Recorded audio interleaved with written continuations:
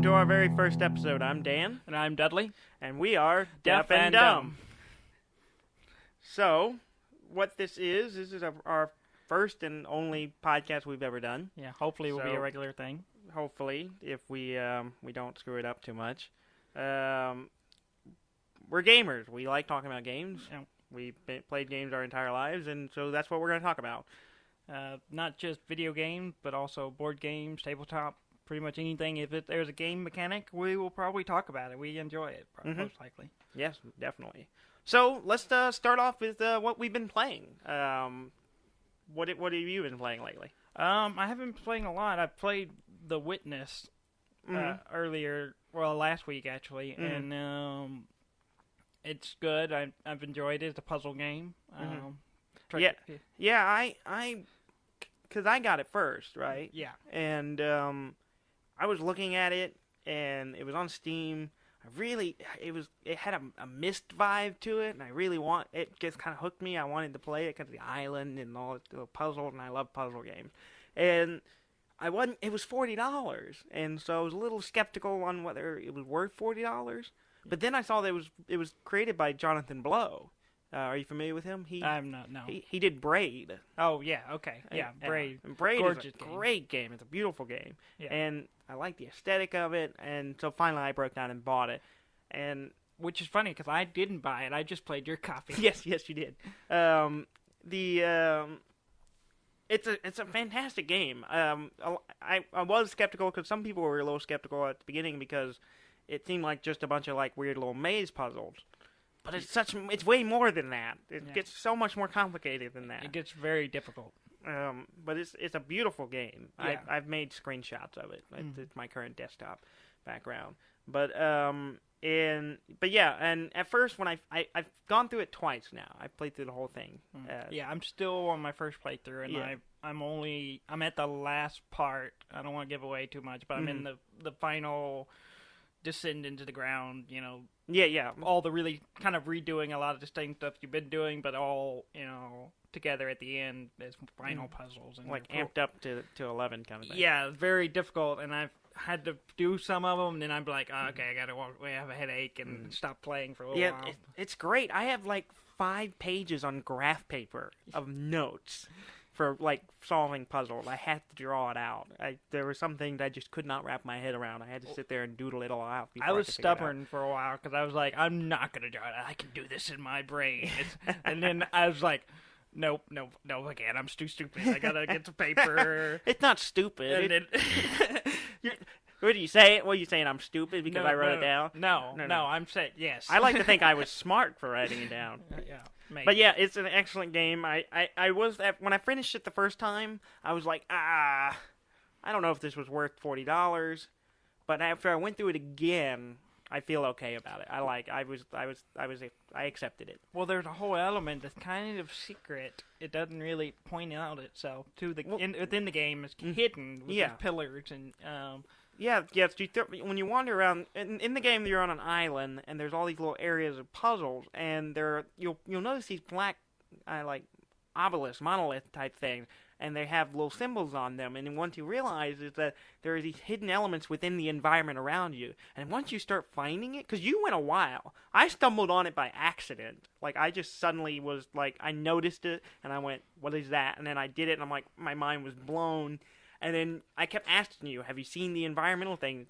And you didn't know what I was talking about. Yeah, I had no idea. And I was like, oh, you're talking about the pillars. And you're like, oh, no, yes, mate, not really. Yeah. And I was like... Because the pillars are just a reference, really. Yeah, that's all they are, is a point to go, oh, okay, these are, But they don't reveal itself until you find one. And I was like, I had climbed the big mountain, and I finally saw one. And I was like... And I did the thing. I don't want to give it away, but I did the thing, and I was like, "What is this?" And then I was like, and I ran it. I went and immediately talked to you. I was like, "I finally found it." Yeah. And you were like, oh, "Yeah." See, I found it really early. I was on the first little area, the dock area. Yeah. I was on it, and I found that one there, and I was just like. And then I just would, and even though I knew about it, I was looking, I still didn't find that many. And my second playthrough, I was hardcore looking everywhere, and they're hard. Some of them are very difficult, but it's a great game. It's a lot of fun. I've put about I don't know, 15, 16 hours into it, and I have a lot more. Oh yeah, more than that. I think I'm in 20 hours. Oh, you really? Yeah, okay. I took my time with it. Okay. Though. Here lately, I've been taking my time with the games. I don't okay. rush through them very quickly. Okay.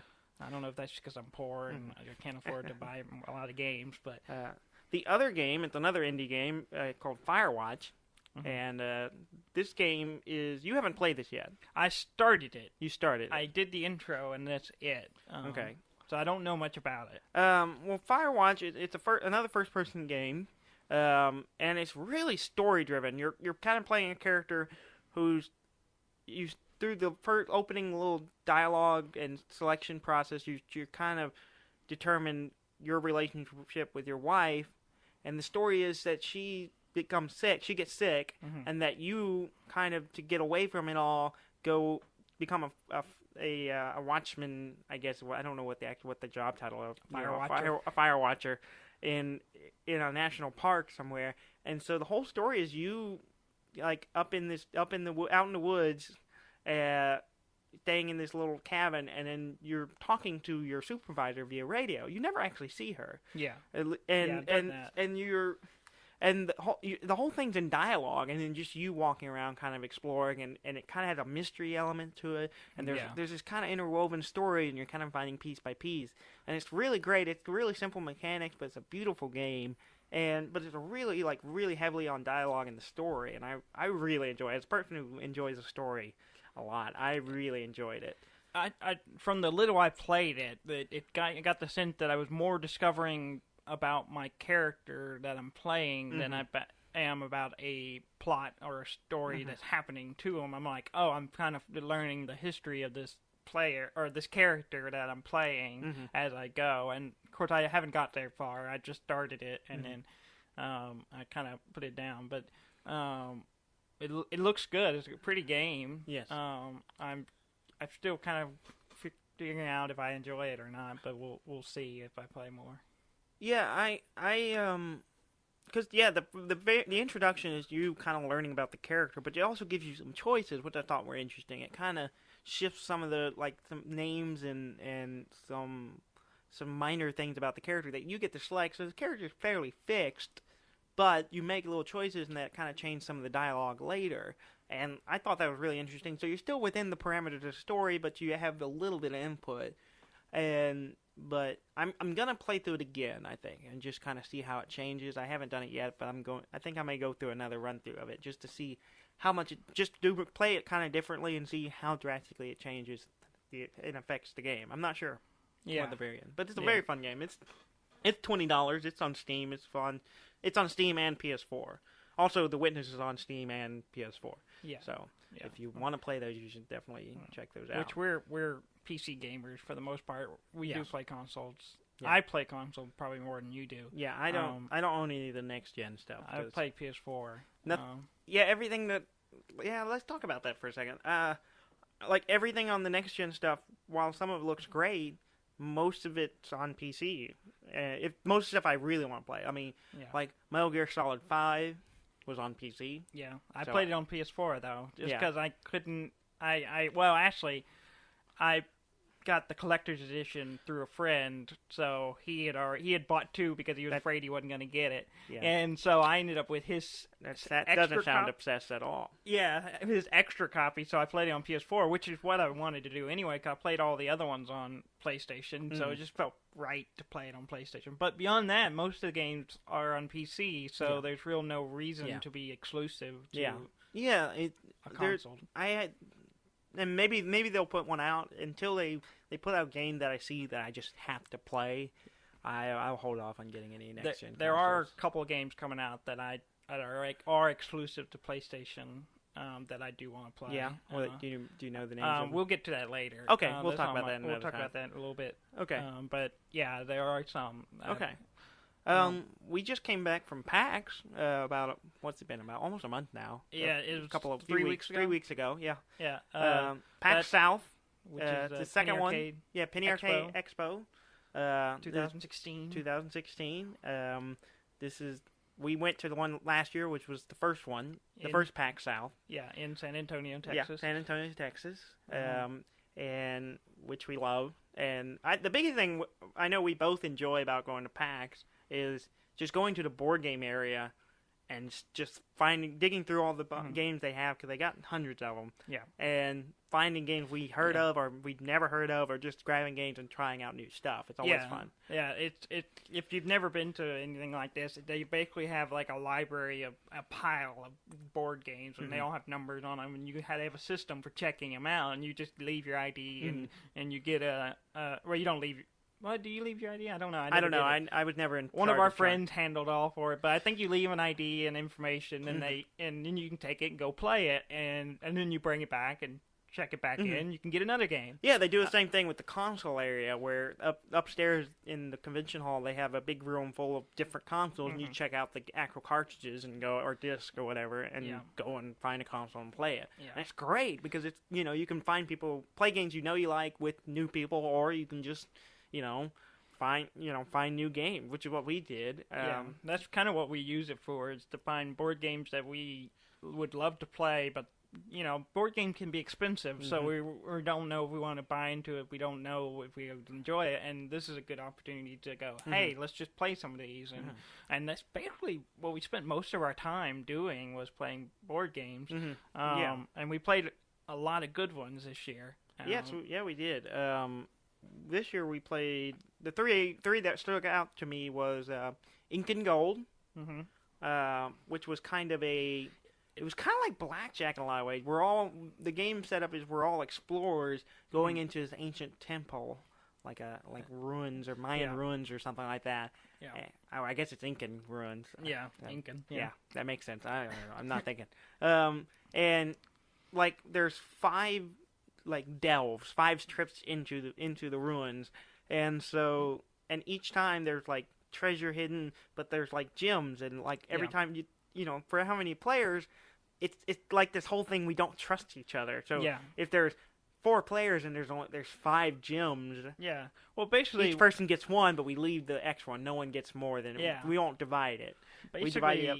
What we do is we lay out cards, and that's the depth of the temple we're going into, and each card has something on it, and it can be a artifact, which is the really prized item. You want to get those, and then also there are also gems that just pop up, and you get a card and it'll say how many gems, but you don't get, you divide them up. If there's enough to divide evenly, you divide them up among everyone, but if there's anything left behind, odd numbers or something, they get left behind. Yeah, they get left on the card. Well, see, and the risk is... And then you keep going further, Yeah, the risk is that the further you go, the more likely you're dealing out these cards, you're more likely going to run into hazard. And if you run into 2 of the same type of hazard, you get kicked back out of the temple, and you lose any money that you're carrying. The whole point is to get out of the temple with your money, which at any point you can decide, I'm not going any further, and you leave, and whatever money you have, whatever gems you have, you take and you put on your little tent. It comes with a little tent card that you can set up and use through your bank. Yeah.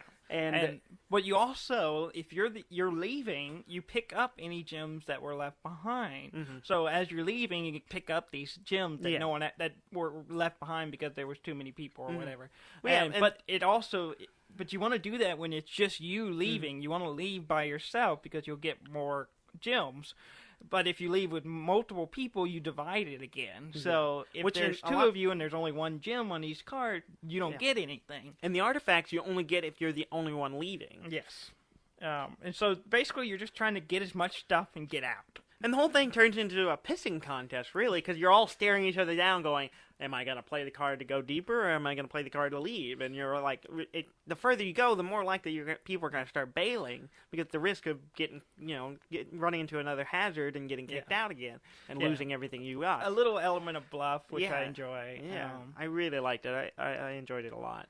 The other big one that we really had fun with was Colt Express. Colt Express, which is a train robbery game, like an Old West train robbery game. And the board itself, it's not a board really, it's a train. It's a little pieces of, it's all like that push board stuff. You take it out and you assemble it, and it makes a train. It's all these different carts. Yeah.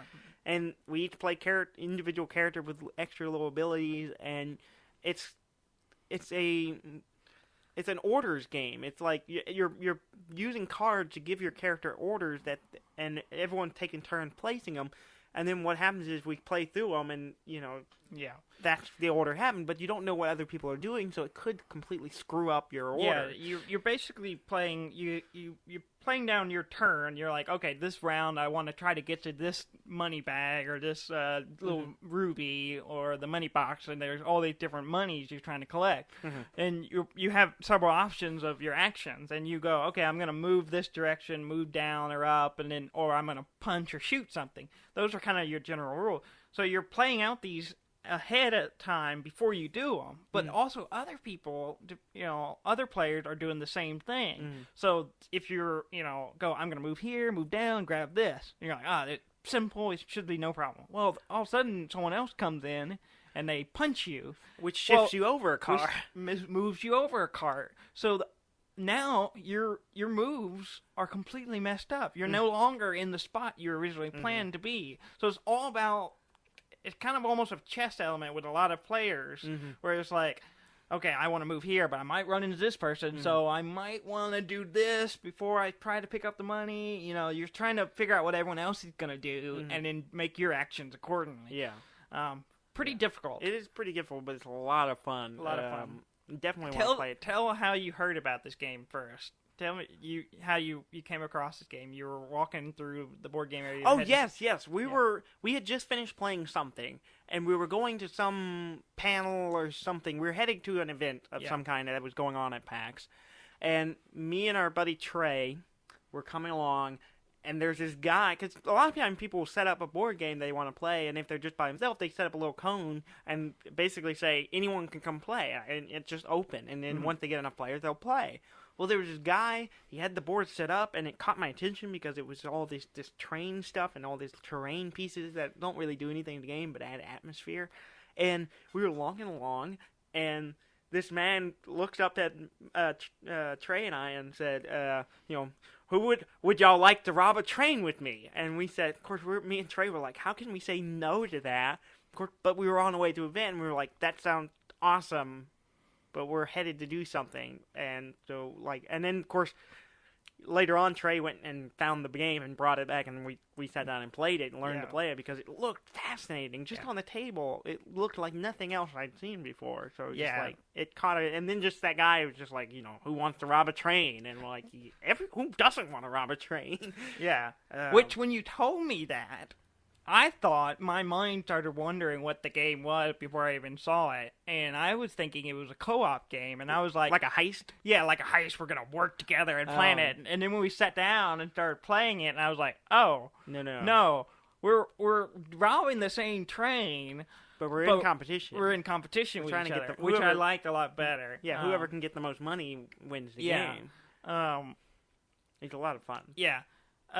Speaking of, you talked briefly about, people at PAX, they can set up a game and be like, oh, come join me and play this game. They have a cone, or some people had flags they brought. Like a lady in the water or something. Yeah. And enticing you with swords. Which is really cool if you're looking for people to play games with. It's also kind of sad sometimes, because you'll be like, I've walked through the room and I'll see these people that like really want to play some game, and I feel really bad for them because no one, either it's like they're playing something that takes a lot of time or whatever, and no one's joining them.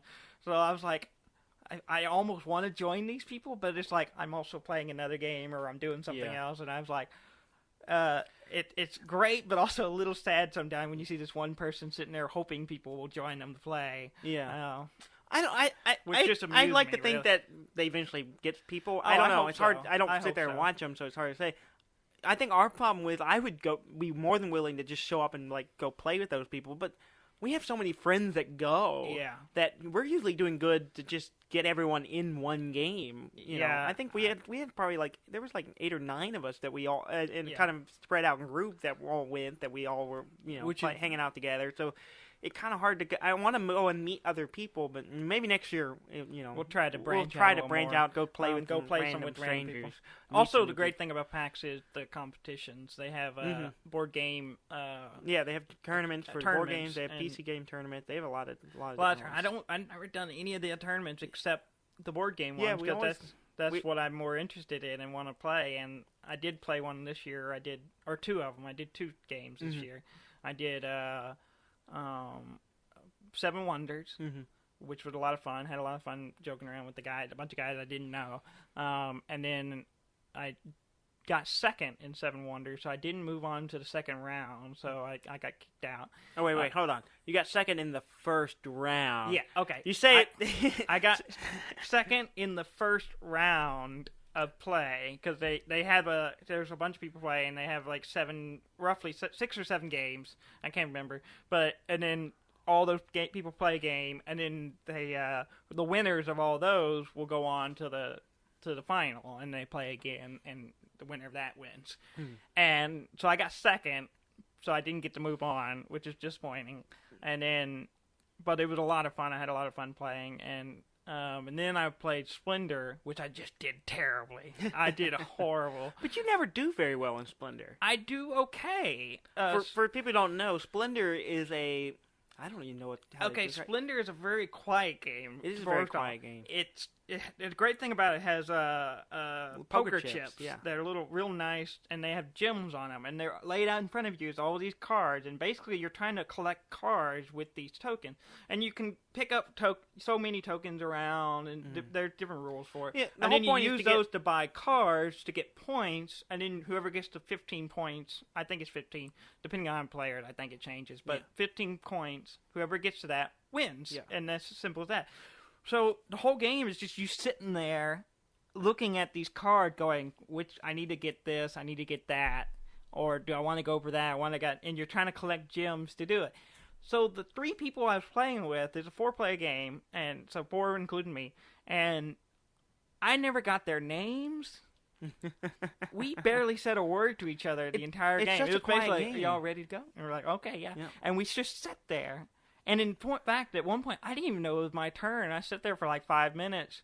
Then I realized, oh, it's my turn, and because we barely talked to each other. Well, that's been our experience every time we play this game. Is that it's one of the quietest games, and we're pretty loud and obnoxious people. Yeah. And it is the quietest game because everyone is so zeroed in on looking at the cards. There's like a dozen cards laid out, and they get switched out as people buy them, and staring at these cards going, I need to get these gems to buy this card. And this is the process. You're going through your head and you're going, I need to get this gem. Because there's limitations on what gems you can pick up. Yeah. And so you're trying to plan out, well, if he picks up these gems, I have to pick up these. And then trying to work out getting the gems you need to buy the card you want and hoping someone else does it. So everyone's sitting there doing this, so no one talks to it. It's the quietest game we've ever played.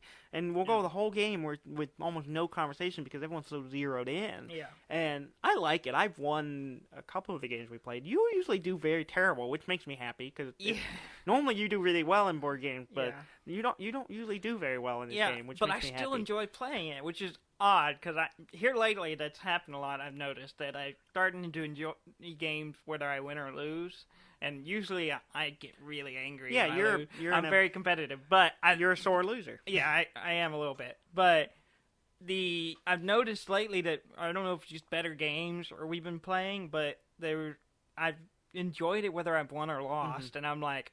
It's just the playing is a lot of fun, and Splendor's one of those where I'm just like, and I guess it's just because it's so quiet, and we go kind of working on our own thing, and I'm not trying to compete with everyone else. Daniel's coughing over there. Excuse me, sorry. In the middle of my dialogue. But yeah, PAX is a lot of fun, and I can't wait to go next year again. So if you have a PAX near you, go. Yeah, they're all over the place. There's one in Seattle, that's the main one, PAX Prime. It's called PAX West now. Oh, really? They changed the name. I think it's PAX West now. Really? Yeah. When did they do that? Just recently. Oh, okay. I didn't know that. Okay. But it originally called PAX Prime because it was the original one. That was the original one. They've been doing that since like 2004 or somewhere in there. Something like that. And then they have PAX East, which is in Boston. And then that's coming years. up, but that's coming up pretty soon actually.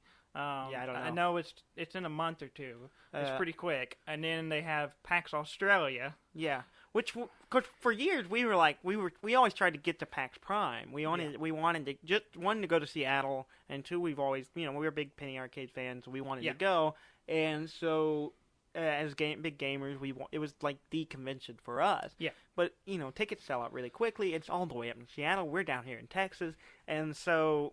it was always an issue of like we tried to get tickets and we figured out if we could go later, but usually we couldn't even get tickets. Yeah, PAX Prime or PAX West, whatever it is, sells really fast. I mean, like hours they sell out. Yeah. And I've tried to get tickets for like 3 or 4 years and was not able to. Yeah. Either I would miss it or by the time I got to it, it just wasn't. They've made it a little better, but I don't focus on it anymore because now we have our own. Yeah, and for years we were like, if they just put one in Texas, that would be perfect. They get a little big triangle across the whole U.S., they cover all the grounds, and it would be great. And I said, I don't care anywhere in Texas, Austin, Houston, Dallas, I don't care, wherever. Yeah. And then they announced we're doing a new PAX, and it was PAX Australia, and we're like, well, that's on the other side of the globe. That doesn't help us. That's further away. It's further away. But then they announced that they were doing a PAX South in San Antonio, and that was, the first one was last year. We were super ecstatic, and of course we grabbed tickets immediately. Yeah. And we went back this year, and we'll probably go back every year we can. Yeah. Maybe we can do a podcast from there if we make it next year, if we're still doing this. Yeah, that's a big assumption. Yeah. We got to get tickets and everything else first. Yeah. But yeah. All right. Well, let's move on. Yeah. Let's talk a little bit about news. Yeah. There's Bethesda. They have put out the list of the DLCs that are coming out the next 3 months for Fallout 4. For Fallout 4, yeah. Yes. You haven't read this list yet. I've seen some pictures. I haven't actually looked at it.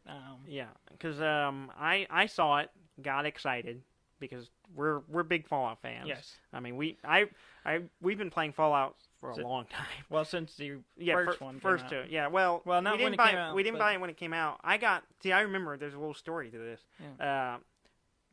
Years ago, it came out. I was 11 or 12 maybe, and I was in Houston staying at our aunt's house, and we were at a GameStop, and they had a 2-pack. It was Fallout 1 and 2 in a dual pack in the old big boxes, and I wanted it, and I don't even know how I knew what it was. I don't remember. I don't remember either. I don't know how I knew what it was. As far as I know, I've always been a Fallout fan. Yeah, I don't know how I knew what it was, but I saw it, and I knew I needed to get it, and I talked to my aunt. I was too young to buy it. It was a mature game. I couldn't buy it, and so I talked to my aunt, because I was like, hey, I'll give you the money if you'll just buy this for me. And she called our mom, of course, and she said, yeah, that's fine, I don't care. And she went up, and our aunt, the youngest sister of our mom, and she went up to the counter to buy it. And of course, the counter guy running GameStop at that time in that store was like, knew if she was buying it for me. He was like, well, this is a mature game. Are you okay with your son playing this? And my aunt was just like cringing her teeth because she was like, do I look old enough for him to be my son? She was all mad about that, and she was like, yeah, that's fine. And she bought, and of course the rest is history. We've been huge Fallout fans ever since. Big Fallout fan. But anyway, we like Fallout 4. Like Fallout 4, like Fallout, all the Bethesda games. Some super fans aren't, fans of the Bethesda games. I'm fine with them. I like them. I see them as different games. They're different games, but they're fun. I really enjoy the atmosphere. I like them. Of course, I liked what Bethesda was doing before with Elder Scroll. Yeah. So anyway, Fallout 4 came out last year. I put 140 hours in it easily. Yeah, I don't know how many hours I put in. A lot. Yeah, and kind of exhausted it, but now they're putting out new DLCs. So I'm going to go through them, kind of tell you about them. Okay. And I want you to kind of give me what you think. All right. The first one, which comes out in March. It's next month. Yeah, next month. It's $9.99. And it is called Automatron.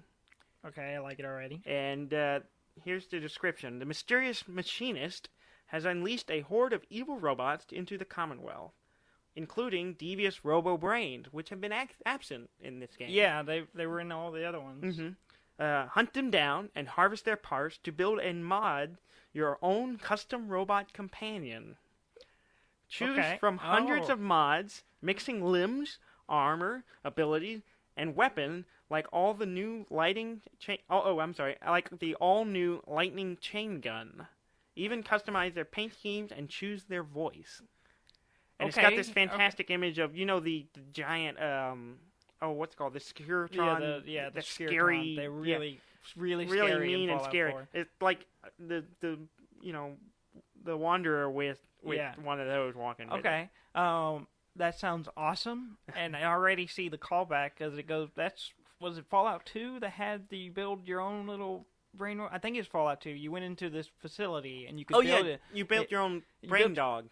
Your robo dog, didn't you? No. It wasn't a brain bot. The dog you found elsewhere, That's right. but you would be able to upgrade them there. But you could build your own brain bot. Robo brain, yeah. Robo brain, yeah. And you went there, and and it was great because you could build this stupid robot with a really bad brain, or you could build a robot that would like attack you. Yeah, because it took some skill checks. Yeah, it took a lot of skill checks, and you had to be really good at robotics or whatever to get a good robot out of it. Yeah, and it was so much fun, and I'm so glad they're bringing something kind of like that back. And that's well, I didn't even realize it, but a lot of people pointed out that the robo brain weren't even in Fallout 4, and I didn't even notice at first because they were the ones that were there were terrifying and were amazing. Well, they also had these new robots, the synth and all that. Yeah, so they kind of had enough on the robot side of it, so it really didn't bother me that it wasn't there. So you're already excited about that one? Yes. All right, the next one coming out in April.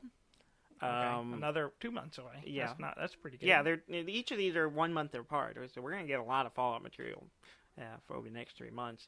This next one is a smaller one. It's $5, and it is Wasteland Workshop. And let me read you the description of this because you're gonna go. It sounds like a mod upgrade. So it kind of sounds like the Fallout or Elder Scrolls, the Skyrim, the house you build a house kind of thing. It sounds kind of like that. Not quite. Let me read it. Hearthstone. That's what it's called. Or Hearthstone. Hearthstone. That's it. Yeah. I don't remember. Skyrim. I don't think I played that one. Yeah, it was fine. It was kind of them trying to do crafting. Yeah. It was them playing around with it. It was kind of a precursor to what they did with Fallout 4. Yeah, and they made huge improvements in Fallout 4, obviously. All right, here we go. With the Wasteland Workshop, design and set cages to capture live creatures, from raiders to deathclaws. Tame them or have them face off in battle, even against your fellow settlers. The Wasteland Workshop also includes a suite of new design options for your settlement, like Nixie tube lighting, letter kits, and taxidermy, and more. Wait, taxidermy? So you can capture these things and then stuff them? Maybe. But the first part of that, my first mind is it's Pokemon. Yeah. You're capturing things and making them fight. Yeah. Which some mods have, people modding have already had things fighting. That's kind of a... Well, I've seen where they spawn in a lot of stuff and they have big battles, but this is just go out and build cages, and it's got the image of a guy standing in power armor, this massive, Jurassic Park cage. At the beginning, shoot! That whole scene, it's that looking thing with a Deathclaw crawling out of it, and it's terrifying. Oh my god. But can you imagine setting up a cage and I'm going to go capture a Deathclaw? I didn't even think about capturing Deathclaw. I was thinking about, people. Yeah. But, oh my god. Capture your own Deathclaw. That sounds terrifying. On the surface, I thought, it's a mod, it's a settlement update, which it is, but it has the potential, I think, to be something crazy. Well, that's cool that also they're adding more build materials, too, and that'll be nice. Yeah, that was one of my big complaints is with the settlement parts of it. It just didn't seem like a large option of stuff. It was pretty limited. I expected them to add more, but... Yeah, I mean, it's kind of one of the things where you have all the pieces of what you find in that world, so even what you build will fit within the world, but if you wanted to branch out, it takes a little more effort. All right, now here's the last one they've announced. This comes out in May. Okay. And this is the big one. It's $25, $24.99. Oh, wow. Okay. It's the big one. It's called Far Harbor. Okay, it's a new location, I would guess? Yes. Okay, let me read the description. A new case from Valentine's Detective Agency lead you on a search for a young woman and a secret colony of synths. Travel off coast of Maine to the mysterious island of Far Harbor, where higher levels of radiation have created a more feral world. Navigate through the growing conflict between the synth, the children of the atom, and the local townspeople. Will you work toward bringing peace to Far Harbor, and at what cost? Bar Harbor features the largest landmass for an add-on that we've ever created, filled with new faction quests, settlements, lethal creatures, and dungeons. Become more powerful with new, higher-level armor and weapons. The choices are all yours. You said bigger than anything they've ever... Yeah, add-ons they've ever created? Yeah, I'm wondering if that includes, like, the Morrowind expansions, where you had these huge islands that were added. Yeah. Or in Oblivion. Well, Skyrim adds a pretty big... adds the island from Morrowind. Yeah, it did, didn't it? Yeah, I forget the name. Skarsgård or something like that. Yeah. They're pretty big. There's a lot of... So, yeah, I'm curious about that. I'm also curious, you mentioned the Atom... the Children of Atom. Children of Atom, which, as far as I know, and for my playthrough, didn't have much to do with the game. They were just kind of there. Yeah. They were in the glow, and that was it. They kept attacking me. Oh, did they attack you? Not, they not in the glow, but the other settlements of them didn't like me for some reason. I don't know what I did to piss them off. Or okay. They just I guess I never ran into other settlements of them, but I wish there were more of them. I never ran into them very much, so that is cool that they're going to add that. It seems like they're adding more of that in.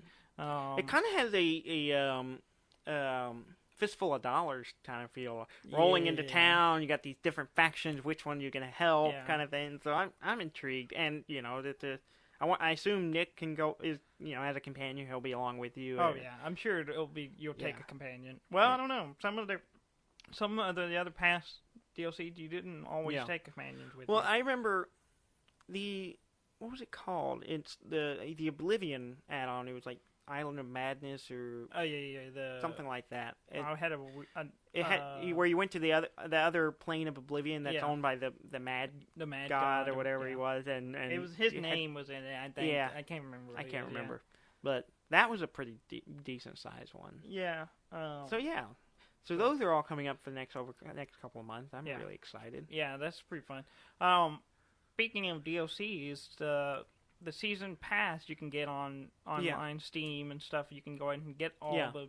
It's $29.99 right now on Steam. Yeah, apparently they're going to raise the price on that. Yeah, at the end of the month, so March 1st. Yeah, March 1st is going up to $49.99. Apparently, from what I've read, is there's going to be more DLCs throughout the year. Like, these may not be the only 3. These are just the ones they've announced. Yeah. That there will be some more. And they said it's going to be like $60 worth. I think we're only at like about $40 worth. Yeah. So if you're going to get them, you might as well go ahead and buy them. Probably gonna go out and get it. Yeah, I've already ordered it. I haven't yet, and I would, so poor. Yeah, so. If you're gonna get it, if you want to get the DLC, or you can buy them individually and pay for the base price of them.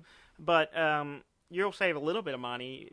You'll definitely save a lot of money. Like if I get it now. Yeah, if you buy all these individually, it's gonna be like $37, $38, and so. It's $30 right now, and then if they come out with more stuff this year, you'll get more, so you'll save more money. So yeah, if you're a big Fallout fan, and the DLCs have always been great for all the Fallout games. So even like New Vegas, the DLCs were amazing. I think they were almost better than the original base game story. Oh yeah, I agree. And so so you have a week. If you're gonna buy the season pass, do it now before it goes up, and otherwise, you're going to be crying. Yeah. You're just be poor by buying them, which I'll probably pick them up. But anyway, moving on. Yeah, let's other news. Okay. Speaking of Bethesda, we have Todd Howard. A week ago was the DICE Summit in Las Vegas. They put on by the Entertainment Software Association's Interactive Achievement Awards. They put this on. I think it's them. I may have wrote down the wrong thing on my notes, but anyway, that's DICE Summit. It's design, innovation, communication, entertainment, video game executives get together. They show off stuff. Like they all do, and then they also interact with each other. But anyway, Todd Howard was there, and he talks about Fallout and talks about the future of Bethesda. But what was interesting was he talks about the next projects. He mentioned that they have 3 long. His quote is, "We actually have 3 longer-term projects that we are doing, but they're not talking about them yet." Yeah, that's what Bethesda does. Which is good. I prefer that. I hate when they announce a game too early, and it's like, oh, they did it with BioShock. BioShock Infinite. Yeah. Infinite. They announced it years before. 2.5 years before it ever came out. And it was a completely different game from when they announced it. Yeah. And I can't stand that.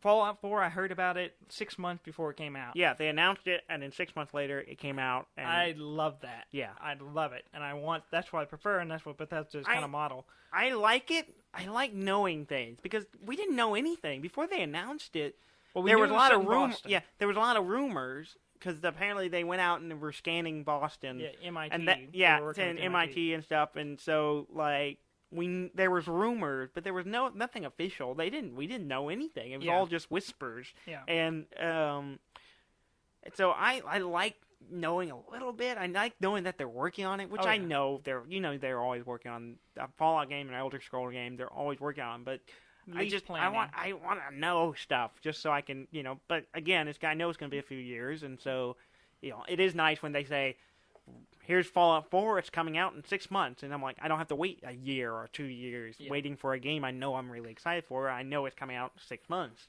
They aren't saying too much about it. The implication is that there are 3 new games, but I don't know if that's true or not.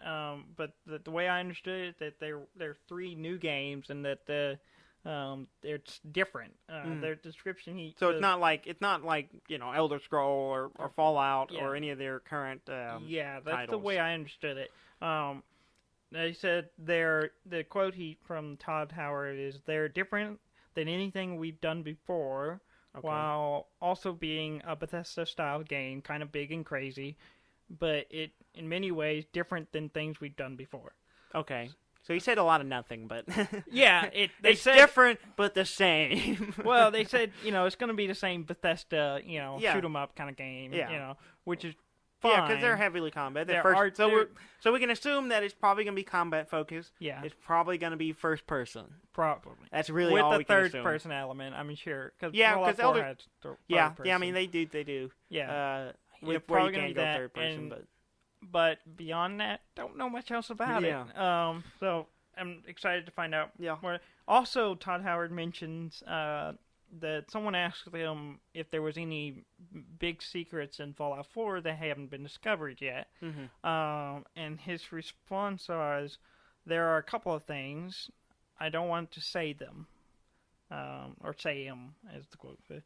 Players eventually will find them. There's one really good one that no one's really talked about.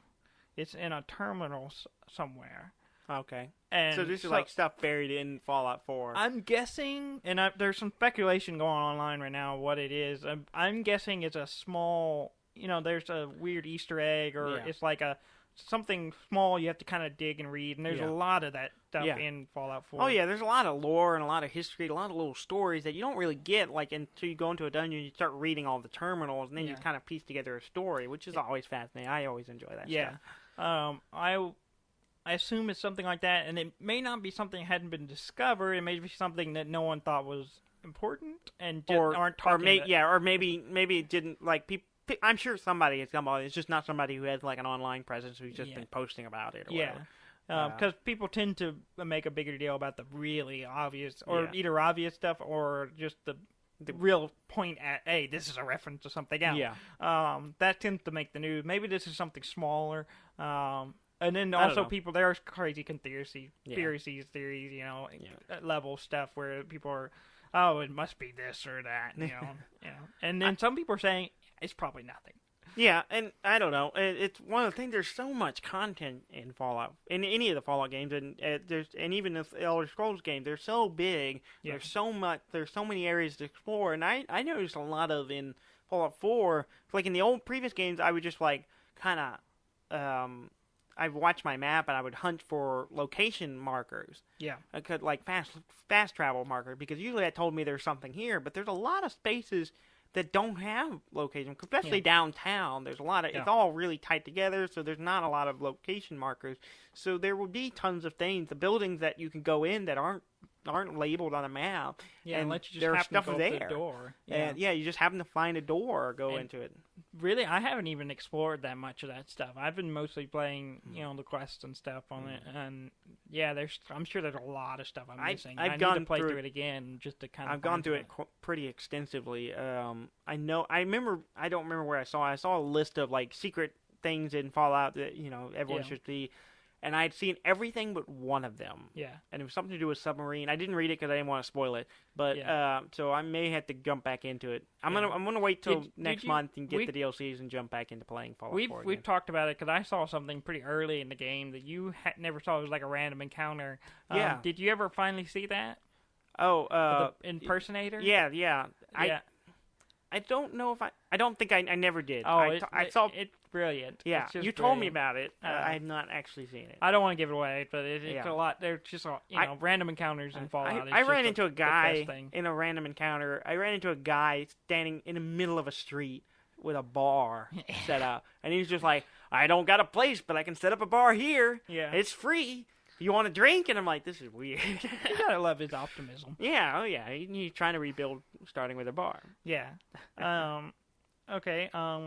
Also at DICE, this year, Penn Jillette of Penn and Teller was fans. There. He's big. We're both big fans of his and Penn and Teller.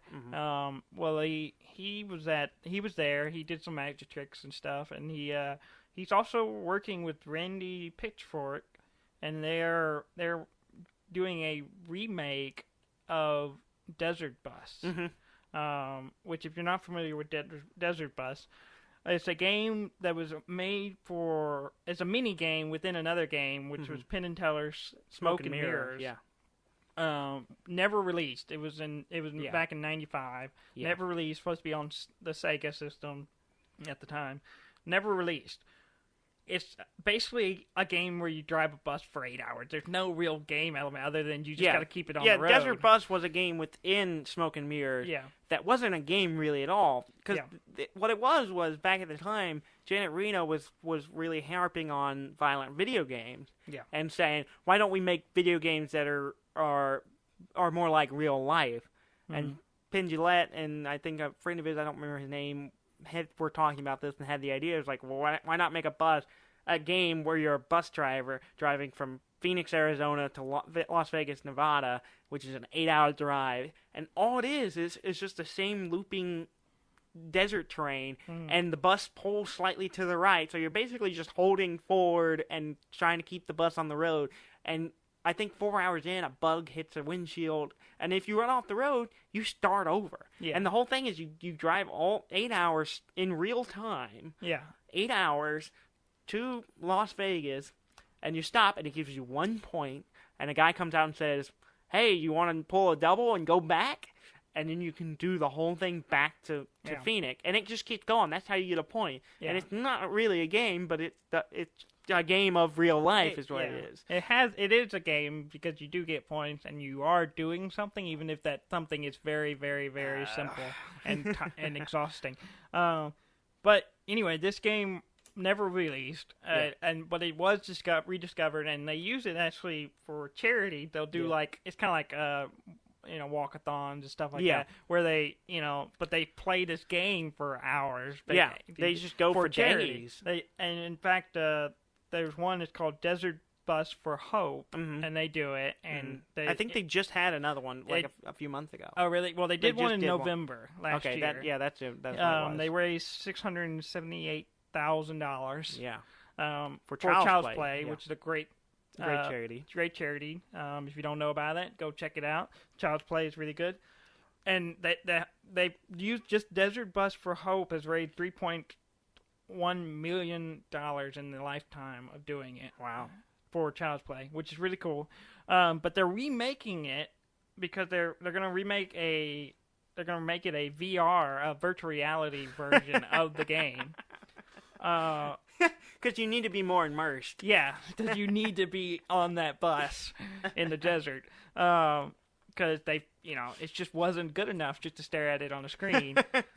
But they're remaking it. Penn Jillette, they're going to put it out. But it's only, here's the interesting thing, they're not going to put it out to sell. They're putting it out for charities only. It's solely for the charity. It's for the charity distribution. So it's like, to they're supporting the people who are playing the game for the charity, which is even cooler. So they're making a new game for the only people who are playing it now.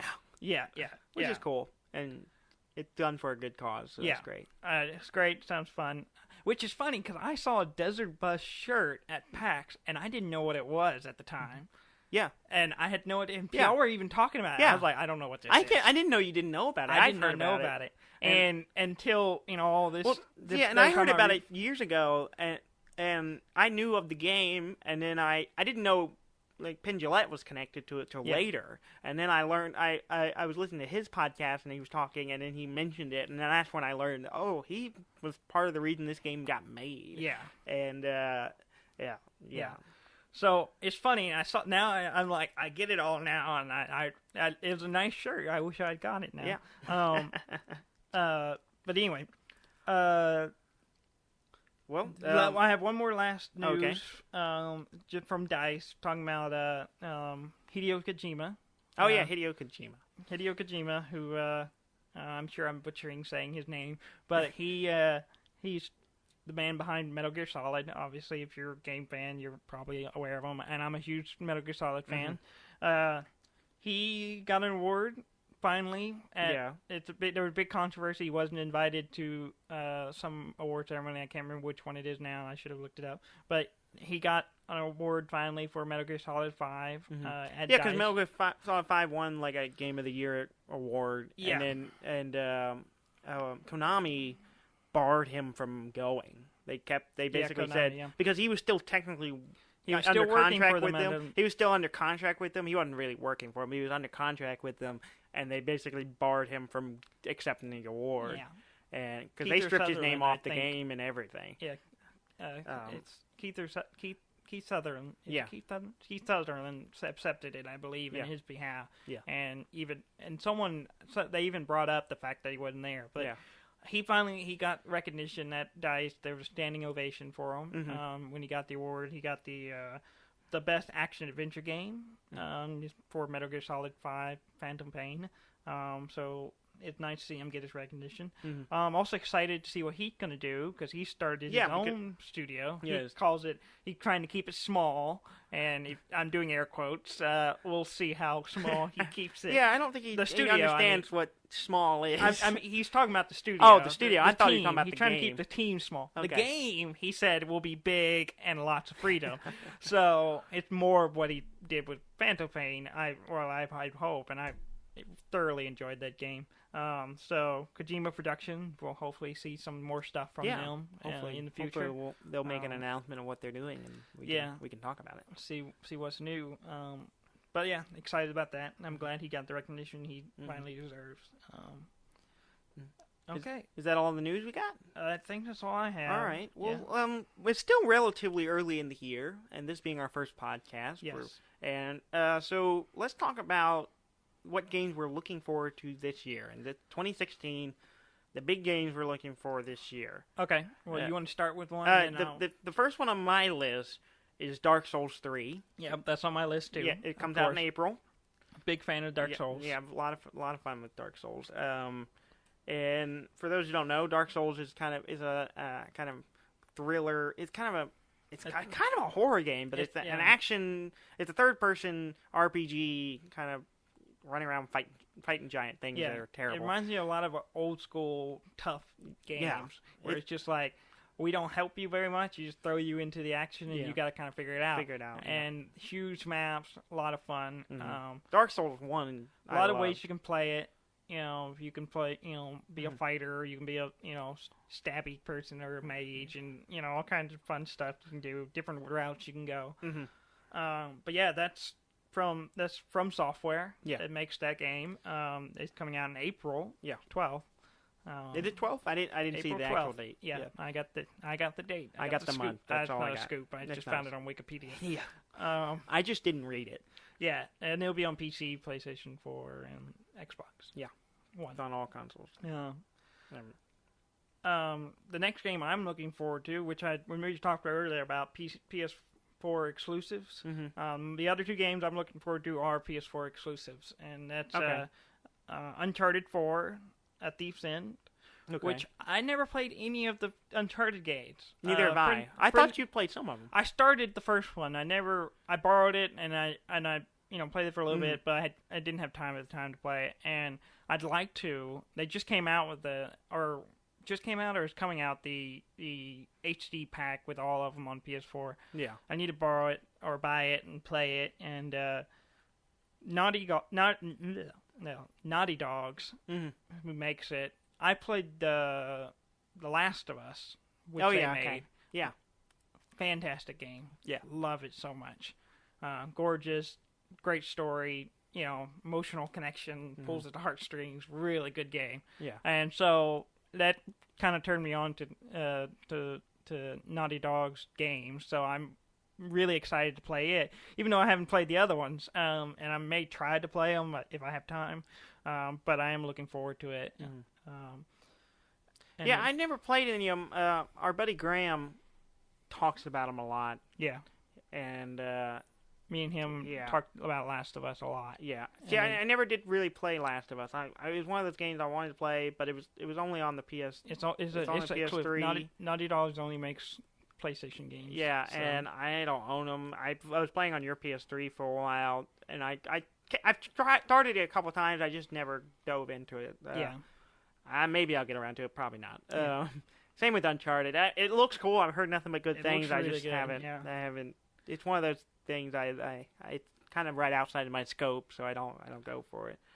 The other game, unless you have another one. No, go ahead. You can go and I'll do my next one. The other one that I'm hugely excited for, since I saw a trailer, the first concept or trailer or whatever it was of it, is called No Man's Sky. Are you familiar with it? I'm not. I've seen an image for it. I think the logo. It's on PC and PlayStation 4, or will be, and it comes out in June of 2016. I don't think it has a specific date yet. And it's an adventure survival game, and it's huge. It's procedurally generated and open universe, and you have spaceships. And you can go to planets. It says that according to them, there is 18 quintillion planets. Okay. And many of them have their own plants and animals and life forms and stuff. Yeah. And you just get in a ship and fly around, and it looks amazing. I'm so ecstatic for it. I like space games. Yeah. I get excited about it.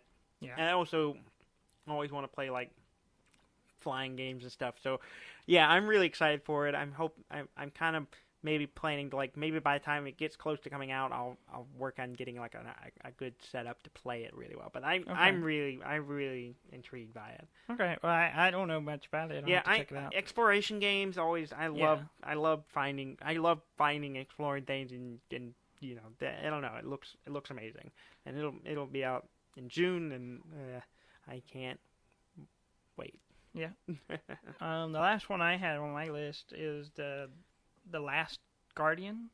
Oh yeah. Which is Gen Design. Yeah. And because they did Shadow of the Colossus. Shadow of the Colossus. Echo, which I didn't play Echo, yeah, but I played Shadow of the Colossus. I really enjoy it. I love Shadow of the Colossus. Last Guardian's been supposed to come out for a long time now, but it's supposed to come out. It was supposed to come out last year or a couple years ago. I'm not sure, but it was dead for a while, wasn't it? Or thought to be dead. Something like that. There was a lot of who knows what's going on there, but hopefully it's actually coming out this year. Yeah. So I saw the trailer for it. I kind of forgot about it, but yeah, that looks fun. It's one of the things where I'm hoping.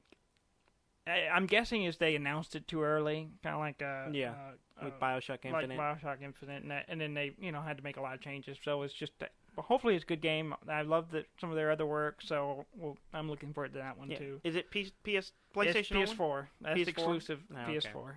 So maybe I'll steal your console. Yeah. Okay. All right. Well, let's wrap up on the last thing we'll talk about. Yeah. Is what we'll call our wish list. The things that are out or recently out that we really want to play. Yeah. The only thing I have on my list is XCOM 2. It came out 2 weeks ago? I think 2 weeks ago now. And something like that, yeah. and I love XCOM. I love the original. I played the original one.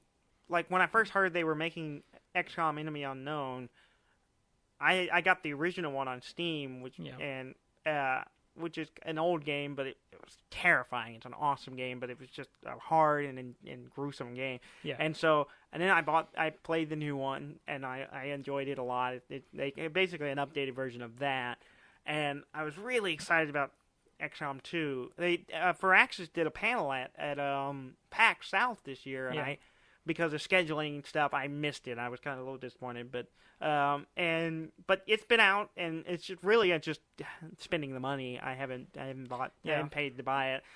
We don't have a lot of money, so we kind of have to pick and choose what games we play, and and there's so much stuff comes out at times, and so it's so hard.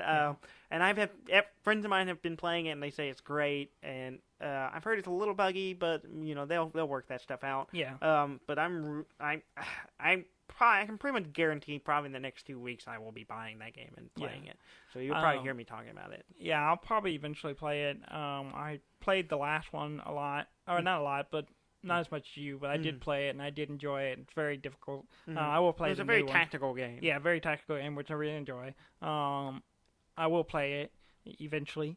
As far as PC games, I have a big list. I always add stuff to, but I'll just throw one out. I just looked at it recently. It's Prospect. It's the official. Well, it's a game. It's a mod game, though. It's a mod game created by one man. That's a sequel to Half-Life: Opposing Force, basically. Yeah. So you're following the Adrian Shepard story. Adrian Shepard, and but it's set during Half-Life 2. I'm not sure at what point. I can't remember where it's in one of the Half-Life 2 games. But you're playing him. It's kind of... I've heard mixed things about it, but it's only $10, so I'll probably end up getting it. Is it out already? It's already out, okay. Yeah. It's not a big game. It's like 3 areas. Okay.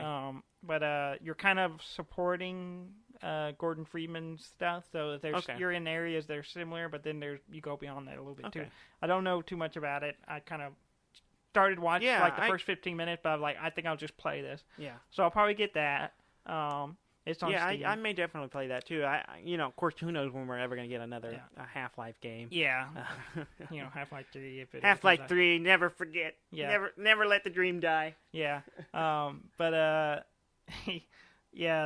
so hopefully it'll be, scratch that itch a little bit. But hopefully it'll be fun. And if I understand, it's considering it's only made by one guy, it's really good. Yeah. And for board games, I had 2 games, both basically Ink and Gold and Cult Express, which we talked about today. I'd like to get copies of those.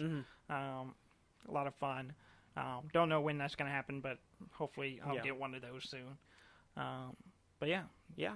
Well, I think we're going to wrap it up here pretty soon. We will have another episode next week. Yeah, we're going to try to do this every week. Yeah, this is going to be a once a week and talk about what we're playing, what we're doing. We just a little tease for next week's episode. This weekend. Yeah, this coming weekend. This coming weekend, we are doing an old-fashioned LAN game. For the young kids, back in the day when we were in high school. The way you played video games with your friend, PC games with your friend, was you all crammed into someone's garage, set up a bunch of tables, set up a network, run a bunch of wires, and played and screamed at each other and spent all weekend drinking tons of soda and caffeine and staying up all night playing games. And we started last year. Yeah. What we call local area nostalgia. Yeah. And what it is us and our friends mostly the guys we played with, back when we were in high school, get together for a weekend, and we just spend all weekend playing, doing kind of the thing we did years ago. So and we mostly play those same games too. Yeah, a lot of the same games. So we're going to talk more about that next week. We'll talk about that next week, and so that's coming up. That's what we're going to talk about. And then please give us some feedback if you want to let us know how we're doing, or if you want to tell us you hate us or you love us or whatever. Just email us at askdefnfg askdevndumb@gmail.com. It's askdev, the letter N, dumb, at gmail.com. Yeah. And we hope to hear from y'all and let us know how we're doing. And we hope you like listening to us. Yeah, thank you for listening. And we'll talk to y'all next week. All right. Y'all have a good one.